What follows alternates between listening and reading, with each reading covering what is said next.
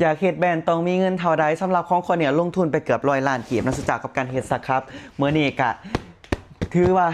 เป็นมือที่รอคอยเนาะลงทุนไปเกือบ100 ล้านกีบถ้าเป็นเงินบาทก็ประมาณเกือบแสนเนาะเรามื้อนี้สครับมาแล้วสครับมาแล้ว10 กระปุกเนาะเป็นตัวเทสเดี๋ยวคนนี้สิมาแจกให้ทุกคนได้ลองใส่ได้ไปเทสกันเนาะทุกคนเนาะสำหรับใครที่อยากเอาไปก็คือพิมพ์คำว่าสครับคนนี้เด้อมาได้เลยเนาะเดี๋ยวมื้อนี้ค่อยก็สิมาแก้เบิ่งมือเดียวกับสุเจ้าเพราะว่าบ่ได้อัปเดตไปหลายมื้อเนาะแบบห่างหายไปโดนแห้งตั้งแต่พัฒนาสูตรปั้นเรื่อ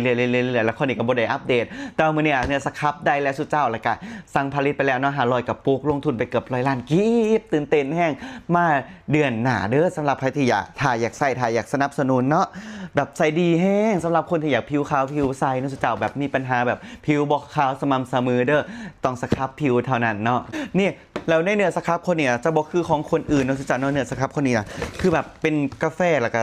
เนื้อสครับจะใส่ทองคำไปนำนะใส่ทองไปนำเนื้อสครับจะใส่ทองไปนำสำหรับใครที่อยากใส่นะจะมีทองเนาะนี่ทองมันสวยเรืองกันเห็นบ่นี่อันนี้อันที่ว่าสุเจ้าเห็นบ่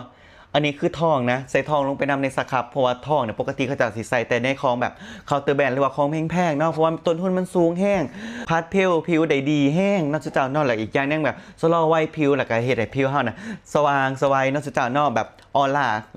ขึ้นนะถ่าใส่เลยมาแล้ว10 กระปุกเนาะสำหรับใครที่อยากลองใส่เนาะอยากเอาไปเทสเนาะคนนี้ให้ไปเลยเนาะคนละกระปุกให้พิมพ์คำว่าสครับคนนี้มาเลยแล้วคนนี้สิทักหาส่วนโตนะสุดจ้าเนาะ